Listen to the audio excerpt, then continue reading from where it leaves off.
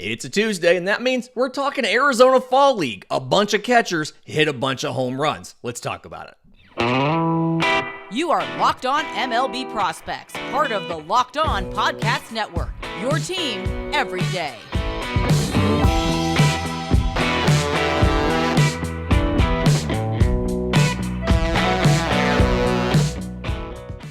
Yes, welcome on in to Locked On MLB Prospects, your home for all things minor league baseball. I'm your host, Lindsay Crosby, award-winning baseball writer and podcaster. Thank you for making this your first listen every single day. We're proudly part of the Locked On Podcast Network, where it's your team every day.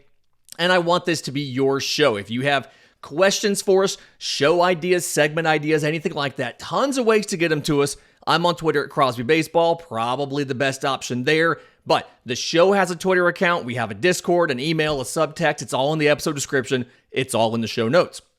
So, as we've been doing now for the second straight year, we're going to take Tuesdays and look at the Arizona Fall League, because this 6 weeks that these prospects are out in Arizona playing could be pivotal to their development timelines and their debut timelines when they get a chance to come up to the bigs and perform. And now that 1 week has settled, you're seeing some guys get a little bit more comfortable out in the desert. You're starting to see some more of the production. And we had a couple different catchers hit multiple home runs last week. And then one catcher had a fantastic day in the AFL. Now, it wasn't actually a catcher who led the Arizona Fall League in home runs last week. That was shortstop Colson Montgomery at the Chicago White Sox. He hit 3.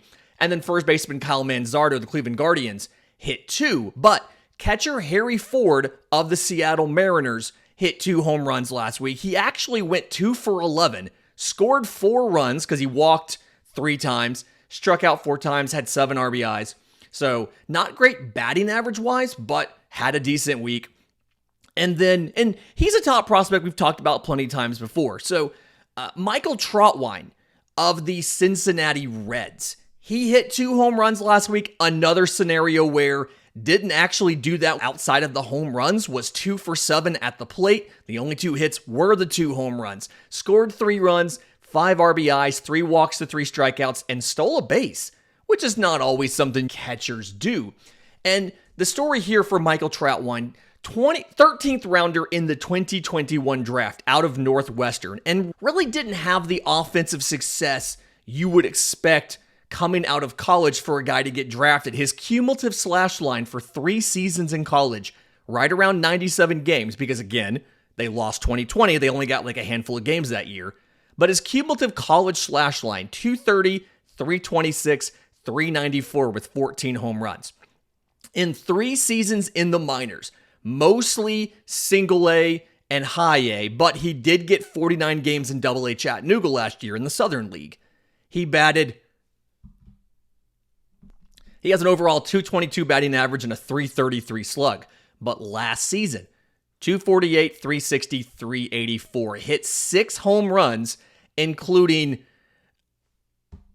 21 total extra base hits, 38 walks to 80 strikeouts. Something where we've talked about this Cincinnati team as a team that needs catching. They haven't really had really good catching. And Michael Trautwein defensively is a good catcher. He's a good pitch framer. He's seen as a good teammate and all of that. The question's always going to come back to the offense. And so as of right now, it feels like he's more of a second catcher, a backup catcher with some defense, and you're hoping he'll hit his weight as he keeps going through the minors. Again, he batted 248 last year, combined between high A and double A at age 23.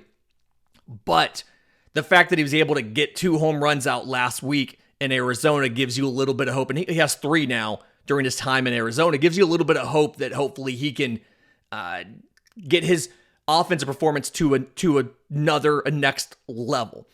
Another team that really needs to find more prospect catchers, they've got some guys at the major league level right now, is the Texas Rangers. And that brings us to Liam Hicks. Had a fantastic week last week, including the first 6-for-6 game in the Arizona Fall League since 2009. He did that, I think it was on Tuesday, had Wednesday off, and then on Thursday, continued to hit. And so he ended up getting 9 consecutive hits before somebody finally got him out. And to give you some context on how hard it is to get 9 or 10 or whatever consecutive hits, since 1961 in the major leagues, only 13 players have had have had hits in 10 consecutive at-bats.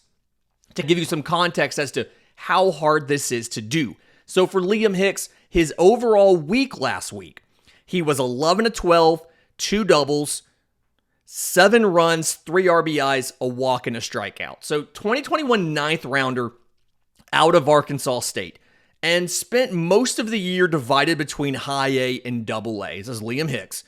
275, 414, 373. So really good on base, not great slugging percentage. The on base not only is really great, it was the highest on base percentage for any qualified Rangers minor leaguer. And that includes Evan Full Count Carter, who is currently tearing it up in the postseason right now. So the hope here, Liam Hicks hasn't necessarily shown you the power. Even with this great week he had last week, he didn't hit for a bunch of power, but the hope here is that he's able to give you, one, a little bit better offensive contributions. I mean, he went 11-12, and that he's able to play good enough defense so that you can have some more catching in this system. If you look at the top 30 prospects, for the most part, the only catcher in there is a 2022 international guy that got stateside this year that is towards the very, very back half of the top 30 in Jesus Lopez. And you can tell that Texas is trying to figure out, do we have anything with our catching prospects? Because they sent 2 to the AFL. They sent Ian Moeller as well as Liam Hicks. I think Moeller has 1 total base over the first 2 weeks. So things are not going great there. But this is a scenario where Texas is looking to see, can we find catchers so that we can bolster this organizational depth? And I'm of the opinion that you need to probably overdraft at catcher because you need quality catchers to help develop quality pitchers. This is something a lot of how catching works, pitcher development and that relationship and everything, a lot of that is still unexplored as compared to other positions. There's a lot of things that catchers do that we haven't yet quantified in really good ways. I think the best you could probably do would be like catcher's ERA. And even that is obviously a flawed statistic because it's all coming down to opponent, small samples, things like that. And so having really good catchers in your system to help develop your pitchers, I feel is important. And Texas is trying to find that organizational depth at catcher. Hopefully Liam Hicks can be part of that moving forward if he continues to have some really good weeks in the Arizona Fall League. In just a minute, we've got some Central prospects, a Cub and 2 Pirates. We'll get to them next right here on Locked On MLB Prospects. But first, today's episode is brought to you by our friends at Bird Dogs. We talk about Bird Dogs shorts all the time. I love these things. I practically live in these things. If you're anything like me, it got a little bit chilly this week. That's fine. I transitioned from Bird Dogs shorts to Bird Dogs pants. The Bird Dogs fabric, they have this cloud knit fabric. It is incredibly soft.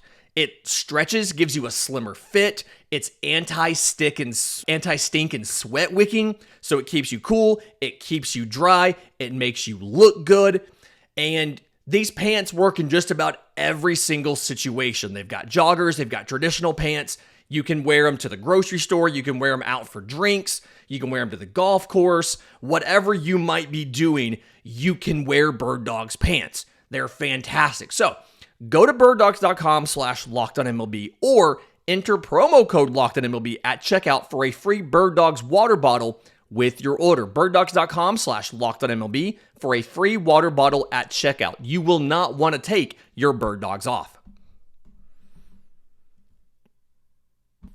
In some of our previous Arizona Fall League shows, we've talked about one of the reasons that teams send their guys to the Arizona Fall League is to make up time that players may have missed because of injury. And the Cubs have sent James Triantos to Arizona for that reason. He had a torn meniscus early in the year, and so he missed a lot of time. He only got 83 games combined between high A and double A this season, and almost all of those were in high A. 287, 364, 391 slash line, 4 home runs, 22 extra base hits, 35 walks to 39 strikeouts, and 16 to 20 on stolen bases. There was a couple things that they wanted to send James Triantos to Arizona to do, right? One is just catch up on those reps. He didn't get a ton of playtime. He played 80-something games because of the torn meniscus. But also, they wanted defensively him to do some work to try to figure out where he's going to play. And then they wanted to see what kind of power they can get out of James Triantos. So, second rounder out of high school in 2021, and decently athletic, was a two-way player, both pitched and hit in high school. And the issue he's had is he started off as a shortstop. He's outgrown shortstop. And so they're trying to figure out where would be best for him, right? He's played some second, he's played some third, he's played a little bit of center field. He slimmed down a little bit, got a little bit better speed, and so they put him out there. And it's something where the arm is really good. He used to be a pitcher in high school. It's above average to plus arm. But he struggled a bit at third with that first step and the reactions that you need for the hot corner. He struggled at second with the hands and the range and a little bit of having that agility to play second. And there's been conversation about, do you put him at catcher? Do you use him in the outfield, center field, things like that? He doesn't necessarily have the power to be a corner outfielder, but also the issue with trying to move anybody to center field for the Cubs is you have a thing called a Pete Crow Armstrong. And so figuring out where James Triantos is going to play has been tough. But offensively, he's been doing really well while he's trying to figure out this defensive stuff. He was 5 of 15 last week, which normally is not good enough for us to put into this show. 1 double, 1 home run, 3 triples. Every hit of his last week was an extra base hit, but also he hit 3 triples. Last year, the most triples in the Arizona Fall League was Victor Scott, and it was 3. James Triantos did that in 4 games last week. He had 4 runs, 5 RBIs, 3 walks to 3 strikeouts, and he stole a base. He's a really good offensive hitter. You've just got to figure out where to play him. And when you look at, obviously, that middle infield, you have Dansby Swanson and Nico Horner. They're both signed to longer-term deals. You've got Matt Shaw, who you drafted out of Maryland, coming up behind them. You've got to figure out, Shaw has played some third base recently. Where is Triantos going to play? There's some questions, and really, he just needs to find a defensive home. Again, he doesn't have the power for the left field. He doesn't have the power for a first base. And if you can get him to work in something like a right field with an above average to plus arm, that'd be great, but they've got to figure that out. And like I said, he's played some center field last week, some second base, some third base while they're cycling him through.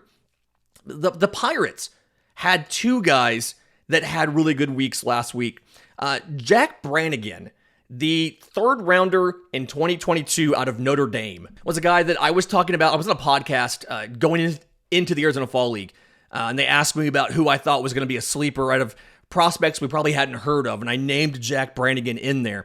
Super amazing athlete, right? Really good athlete, was a two-way player in college, could run it up to 100 miles an hour, played a lot of shortstop, and so the question was, okay, but like, where does he play in the pros, and is the offense going to come in? And so last week for Jack Brannigan, 6 of 18, 3 doubles, a triple, and a home run. So 5 of his 6 hits for extra bases, 3 RBIs, 6 runs scored, a walk, 6 strikeouts, 1 for 1 on stolen bases. So 6 base hits, 6 strikeouts. And that's the overarching story of Jack Brannigan when you look at his season last year. 87 games between single A and high A. Another guy who was nicked up and missed some time. 275, 390, 524. You like that, right? 19 home runs, 36 extra base hits, 53 walks in 87 games, good number, to 112 strikeouts. You don't love that. 24-27 on stolen bases. He played second, he played third, he played short, but the big thing there was he's just really raw because he played both sides all the way in college, and so never really focused on one. He's, I think, been solely focused on position player since he's been in the Pirates organization, but he chases too much at the plate. That's the big thing here, right? You can see there's power potential. You can see offensively, he makes a good amount of contact, batting .275, but the issue here is he chases too much. He struck out, again, 112 times in the lower minors in 87 games. So you've absolutely got to get that cleaned up. And then mechanically, there's some stuff that's just a little suboptimal. You've got to optimize the mechanics to get him in the best position to get hits. But really intriguing player, had a really good week last week. And then to go along with him, outfielder Jase Bowen, 2019 11th rounder out of high school. So a little bit longer of a development curve here as a high school player. Also coming up soon on when you have to make that Rule 5 decision. Got 118 games between high A and double A last year. 255, 327, 467, 23 home runs, 47 extra base hits, 36 walks to 128 strikeouts, 26 of 32 on stolen bases. And last week, in playing for Salt River, just like Jack Brannigan, 8 for 18, he had a triple and a home run, scored 5 runs, had 5 RBIs, 3 walks to 6 strikeouts. It's something where in the first 2 weeks of the AFL, he has 16 hits, 6 extra base hits, and 26 total bases. He's like second in the AFL in total bases after the first 2 weeks. And we have all the leaders for all those categories in the third segment. In the minors this year, 57 starts in center, 23 starts in right, 14 starts at first. And he played some of all of those positions in the AFL so far. It's something where we're starting to see the power and the speed both show up in his game. And it's something where obviously 2019 prepster, you lost that 2020 season, crucial time for him as far as development timeline. So you're trying to get some of that back. He's currently 23 years old, but it feels like he's going to be a corner outfield option who has the ability to play first base. I don't think he's going to be a center fielder at the major league level, but again, he's flashed power and speed both, gives you versatility where he can cover first base if you need it. Always a useful thing for a lot of teams to have. It feels like he could be a piece for the Pirates moving forward. Want to keep seeing how he does in the AFL. In just a minute, we're going to get to the leaders, both the hitting leaders and the pitching leaders for a bunch of categories. We'll do that next right here on Locked On MLB Prospects. But first, today's episode is brought to you by our friends at FanDuel. October baseball is back. You can make your postseason debut with FanDuel, America's #1 sportsbook. Join FanDuel today. You'll get started with $200 in bonus bets guaranteed when you place your first $5 bet. Just visit FanDuel.com/lockedon to create your new account, and you can get in on the action from the first pitch until the final out. You bet on everything: strikeouts, home runs, who will win the game, all of that. And if you don't want to watch the entire game, you can just predict what's going to happen in the next at-bat with a quick bet. So head on over to FanDuel.com/lockedon right now. Step up to the plate this postseason with $200 in bonus bets guaranteed. Make every moment more with FanDuel, an official sports betting partner of Major League Baseball. Okay, so wrapping up our Arizona Fall League show, talking about after 2 weeks, some of the leaders. Going to the offensive leaders, we talked last week about the big week that Jacob Marcy had in that first week. Second week wasn't as massive as that, but it was still pretty good. And so Jacob Marcy leads in a couple of different categories. He leads in hits. He has 19 hits in 9 games. He's 19 of 38. Right behind him is first baseman Jase Bowen, who has 16 hits in 11 games. And then right behind him is Liam Hicks, who has 16 hits in only 7 games. So if you're looking at from a batting average perspective, Liam Hicks leads the league in batting average with a .571 Jacob Marcy has a 500. Now, again, these are small sample sizes, mind you, but still noteworthy to point out.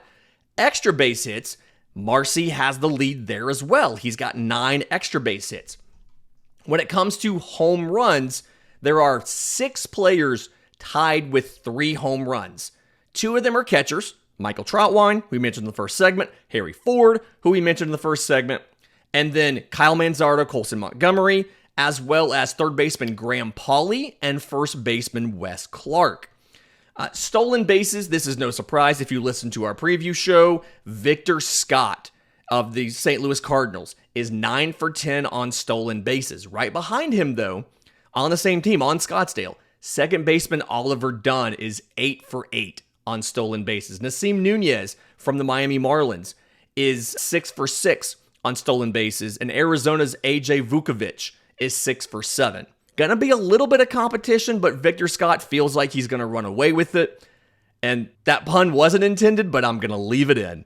I think that's great. Your RBI leader is Wes Clark. He's got 14 RBIs, followed by Chase DeLauder of the Guardians with 13, and then a foursome of guys right here. A couple guys we've mentioned before. Graham Pauley with 11, Kyle Manzardo with 11, Harry Ford with 11, and then a guy we talked about in last week's show, Sonny DiChiara of the Angels with 11. But I want to give some love to our pitchers because I feel like everybody pays attention to the hitters in the Arizona Fall League because typically there's not a lot of great pitching in the Arizona Fall League, but we have some top prospects who are here. Your strikeout leader, also your innings leader, Ricky Tiedemann of the Blue Jays. He's got 18 strikeouts in 13 innings. He also has 5 walks and 8 hits. And so because of that, his whip is exactly 1. Right behind him on the innings board is Jackson Jobe of the Tigers with 12 innings. And then Davis Daniel of the Los Angeles Angels with 10. And Daniel's also right behind Tiedemann on the strikeout count with 15 strikeouts in 10 innings. He started 2 games with a .90 ERA, while Tiedemann started 3 games with a 2.77 ERA. Davis Daniel, a guy you need to pay attention to, you need to be watching for. Your ERA leaders, Davis Daniel is one of your ERA leaders, but the number one from a starter perspective is Royber Salinas of the Atlanta Braves. He started 2 games. It's only been 5 innings. He's allowed 3 hits, 1 unearned run, 2 walks to 7 strikeouts. So he has a 0.00 ERA, albeit with the caveat of he allowed 1 unearned run. And unearned runs are a lot more common in the minors than they are in the majors because the quality of the defense just isn't there, especially in a scenario like this where you have a lot of guys brought together rather quickly with no practice and prep who are playing with one another. The most dominant pitcher of the Arizona Fall League so far is lefty reliever Jake McSteen of the Atlanta Braves. He's pitched in 3 games. He's pitched 4 2/3 innings, and the only player that has reached base against Jake McSteen is because he got hit by a pitch. He's allowed no hits, no runs, obviously, no walks, 6 strikeouts, 1 hit batter. So officially, his ERA, 0.00. His whip, 0.00. His batting average allowed, .000. Again, the only player that has reached base against Jake McSteen had to wear a pitch to do it. So as of right now, he is technically the most dominant pitcher in the AFL. There's a couple other guys who have allowed a run, but it was an unearned run. Jack Perkins has pitched in 4 games, 5 innings, 4 hits, 3 walks, 1 unearned run, 6 strikeouts. But again, Jake McSteen, nobody's gotten on base except for the one guy that he hit with a pitch. Fantastic week this week. We've got a couple listener-suggested shows coming up this week. Tomorrow we're talking about which minor league teams won their minor league championships and how that might impact the major league team moving forward. So stay tuned for that. Shout out to Mark for the idea. In the meantime, if If you have questions for us, if you have show ideas, anything like that, tons of ways to get them to us. I'm on Twitter at Crosby Baseball. Show's on Twitter at Locked On Farm. Like I said at the top, we have a Discord, we have a subtext, we have email. All of that stuff's in the episode description. It's in the show notes. Until tomorrow's show, remember, it's always a great time to pay a minor leaguer.